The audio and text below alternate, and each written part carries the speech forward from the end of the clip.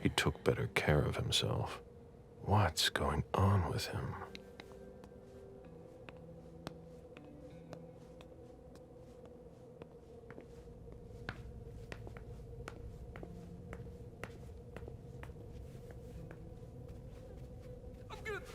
The dinner of a mortal who's at the end of their rope.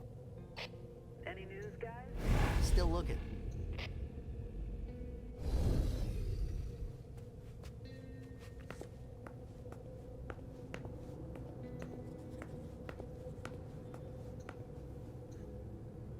Looks like Lydia's planner. Lydia's life seems to revolve around June and her home in Costa Rica, with Jason often absent.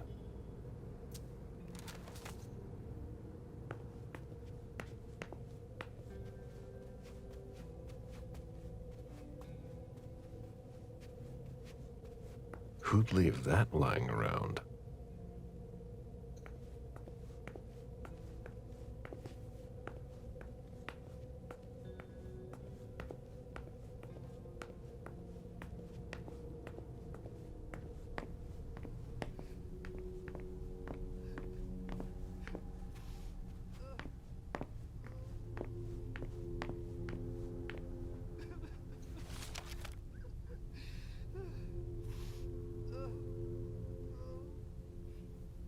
Blood looks fresh.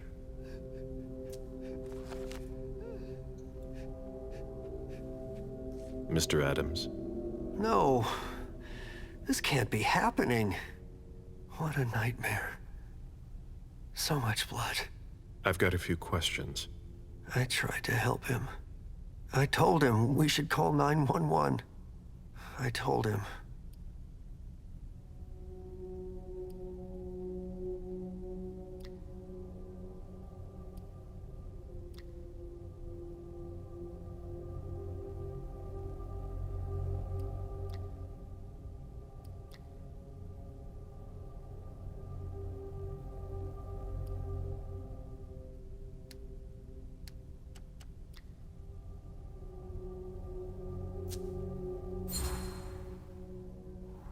Sir, listen to me.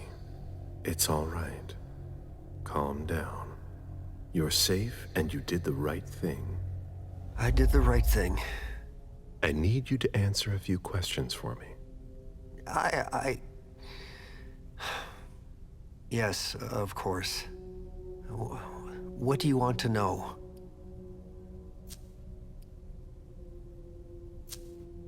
Did you know Mr. Moore well? We weren't friends, if that's what you're asking. But we got to know each other.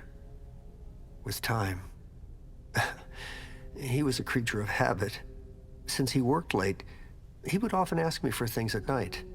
A newspaper, batteries, ice. I think he asked me for just about everything. I prided myself on always being able to get what he needed, no matter what time it was. You'd have thought he pretty much lived after dark. Like his clients. Did Mr. Moore have many visitors? For a man with his status, it was nothing surprising. But, well... Yes? His visitors mostly came in the middle of the night. I must admit, that's a little unusual. That's what working for us is like. He told me he had a lot of foreign clients, and he had to juggle different time zones. That's what working from home is like. He had colleagues over for late-night meetings, too. But since little June was born, not as many people came around. That was wise. Did he have any enemies that you were aware of? No. He was a very respectable man. No bad company or anything. Except for us. Without any disrespect to the deceased, were you aware of any extramarital affairs he may have had? Mr. Moore was a good man. He would never have disrespected his wife, or even contemplated it, I'm sure. She could have been okay with it. There were no young women coming and going. That's a very inappropriate question. I don't want to talk about this anymore.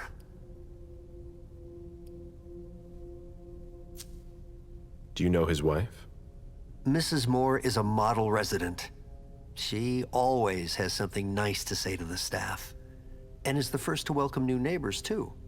A true lady.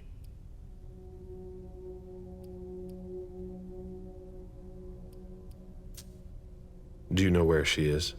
Mr. Moore told me she'd gone to their home in Costa Rica. She goes there pretty often. She's an architect, and she likes to work in her home country. She has family there.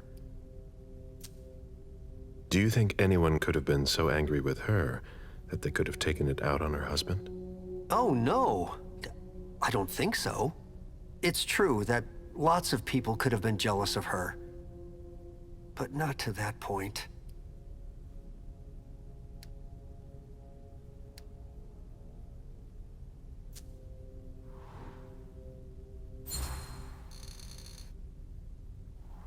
Do you think she could have been having an affair?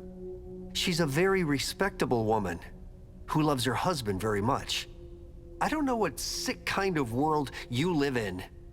And you would certainly not like to find out. They had their ups and downs, just like any couple.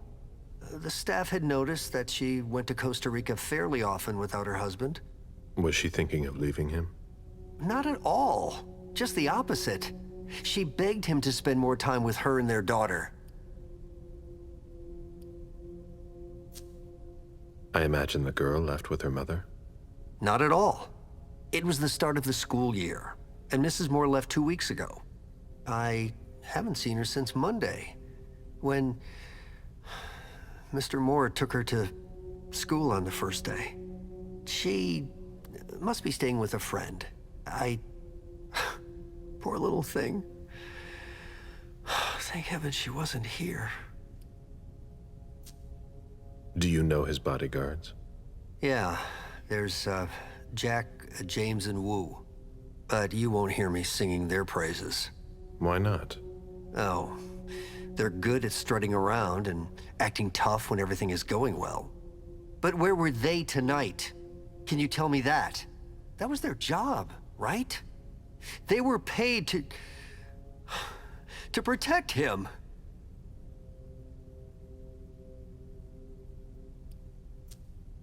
Do you have any idea where they might have gone? No, but believe you me, if I ever see them again, I'm gonna give them a piece of my mind. Tell me about the evening again, please. What happened tonight? Mr. Moore left with his 3 bodyguards earlier in the evening. One of them got in the car, and Mr. Moore came down around midnight. And then? They came back around 2 a.m. Mr. Moore was limping. He was leaning on one of his bodyguards, and he was bleeding. Was he injured? I told him I could call an ambulance or a doctor, but he didn't answer. I went closer to insist, but Wu told me they were in control of the situation, that it was no big deal. They went upstairs, and I saw drops of blood in front of the elevator. I told myself they were being unreasonable. What did those 2 goons know about it? So I called Mr. Moore on the internal line several times. Did he pick up? Not once. So I went upstairs and rang the doorbell, but nobody answered. So I went back down to the front desk and I called you.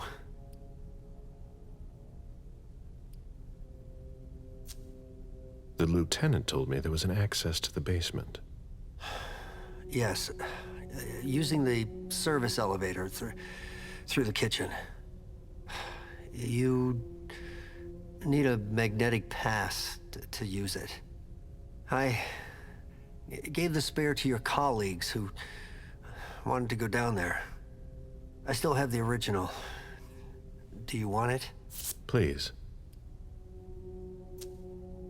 Thank you for your statement. You have to find out who did this, officer. Justice needs to be done for him.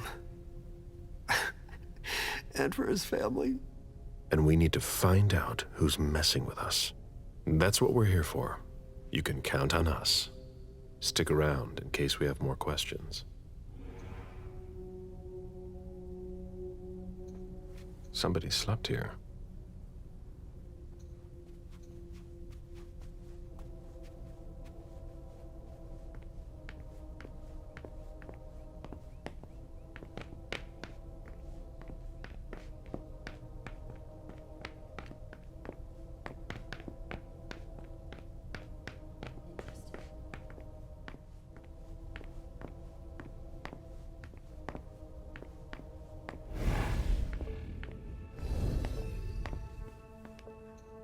My sire always said that at a prince's court, like in a game of chess, you must know when to sacrifice your pawns.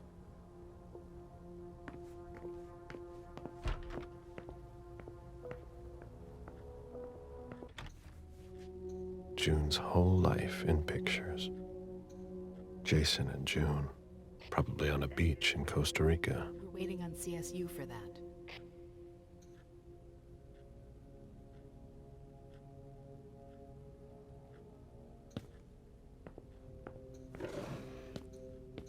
The diary of an 8-year-old girl, June, Jason's daughter.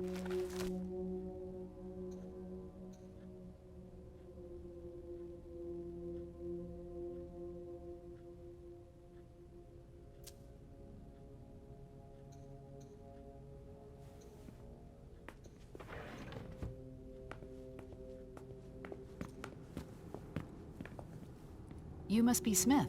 Yes. Rickman. Have you found anything? Not yet. This is the girl's room. There's no sign of her. I guess that's a good thing. I'm going to take a look around. Let me know if you find anything. Okay, Smith.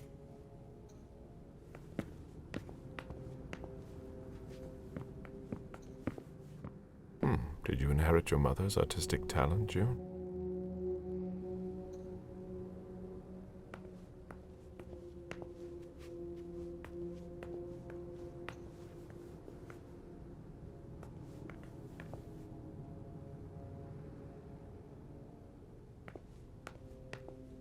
Oh?